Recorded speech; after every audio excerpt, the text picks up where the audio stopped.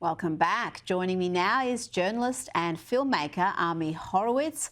Ami, let's start with actress Susan Sarandon. She's an Oscar winner, and earlier in the week I featured her as a lefty losing it after she led a group of protesting students doing these nonsensical chants. It went on for ages. Anyway, she's revered as a messiah amongst the pro-Palestinian mob, and finally she was confronted about her activism, and I've got to say I was shocked by what she had to say in response. I know that all of those myths about babies in ovens and the rapes have all been denied. I'm sorry. You're denying the terror actions that have been made in October 7 to so many innocent civilians. Ami, she's denying women were raped. She said it's a myth. That shocked me. And I know these Hollywood types are quite often, lunatic, fringe-dwelling lefties. But that surprised me as someone who's been a women's rights campaigner for a long time to suggest that that's all just made up. Yeah, Susan Sarandon have dropped the veneer of simply being anti-Israel, but being an open anti-Semite a while ago. Yeah, look, believe all women, right? That's the mantra. Yeah, or you could believe the New York Times.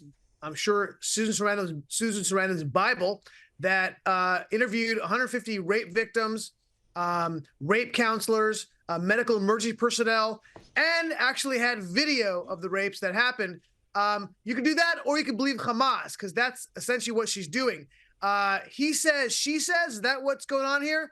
I mean, I say she should go to Gaza for a day, see what happens to her, and then see all her friends on the left deny it ever happened. I mean, me too, unless you're a Jew. I can go on and on and on. This is sick, sick stuff. Susan Sarandon has to be banned from the film industry for life for these positions. People have done less, much less than that, and have gotten destroyed by the film community. Why not her? Certainly, she should be. I can't see that happening, and she's hardly alone in holding these views, as we've learnt in recent months. Columbia University, the protests there have spilled over into other college campuses across America.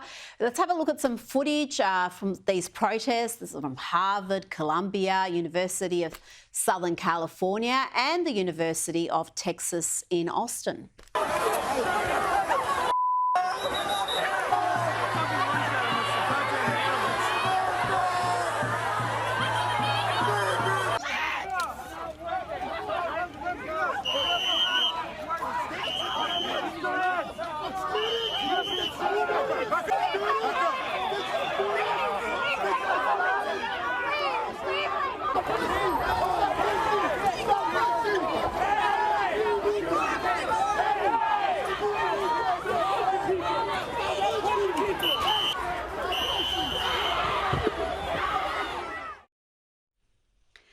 Ami, I played a clip in Lefties Losing It. I'm going to play a bit of it for you here. College students who were asked why they were protesting. The main goal with tonight's protest? I think the goal is just showing our support for Palestine and demanding that NYU stops. I honestly don't know all of what NYU's doing. Is there something that NYU's doing? I really don't know. I'm pretty sure they're... Do you know what NYU's doing? About what? About Israel. Why are we protesting here? Palestine will be free. I wish I was more educated. I'm not either. My goodness, but there are other students who are all too aware of what they want, the utter destruction of Israel for one. Have a look at these students and what they're chanting here about burning Tel Aviv to the ground.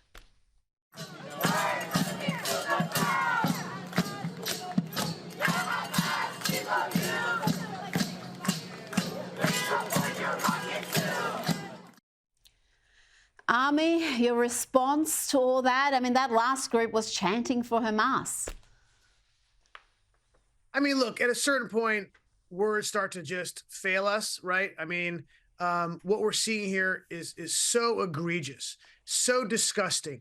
And again, this is not people being critical of Israel. This is open anti-Semitism calling for destruction and killing of Jews, right? I mean, Rita, you remember my video where I went to a college campus here in the US with hidden cameras, and I raised money to murder Jews across America. I raised money from these lunatics, from these evil lunatics, to kill Jews, blow up Jewish schools, blow up Jewish hospitals.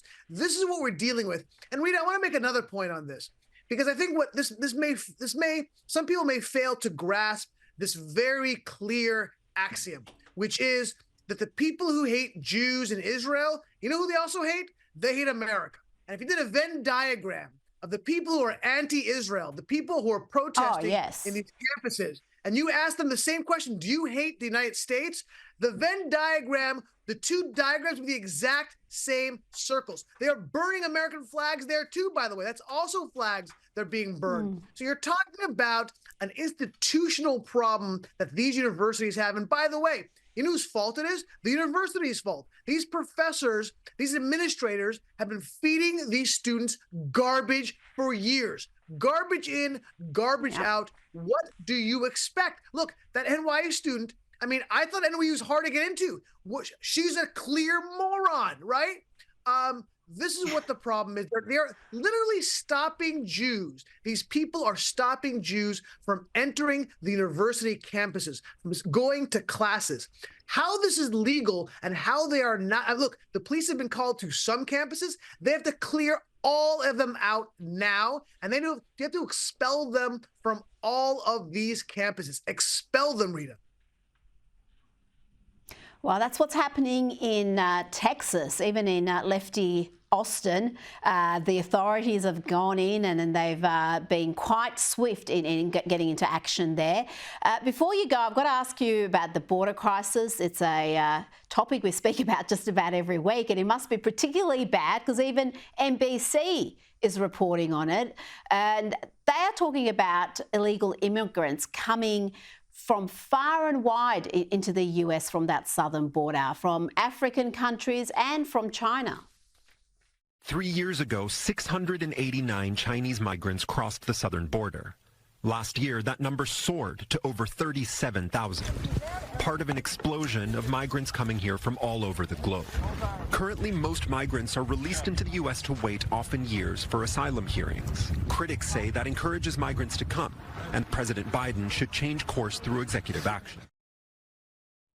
More than 37,000 from China, and that doesn't include the ones who come undetected. Why are they coming through that southern border? And I guess when you have more than 2 million coming in every year illegally, 37,000 doesn't seem like a lot. But why are Chinese immigrants crossing illegally? If people don't realize, they're the fourth largest minority group moving into the U.S. across the border. They're actually the fastest growing group among the people coming across the border. And that's a great question. Why? Well, I'll tell you this, that the CCP, the Chinese government, passed a law a few years ago that says it compels, a national security law, that compels any Chinese living in another country must report and spy if asked by the Chinese government. And actually, over the last 20 years, more than 40% of all the spies arrested in the U.S. were private citizens that were compelled to spy for the Chinese. So, look, am I saying all 40,000 are spies? I'm not saying that. Am I saying a certain percentage are spies?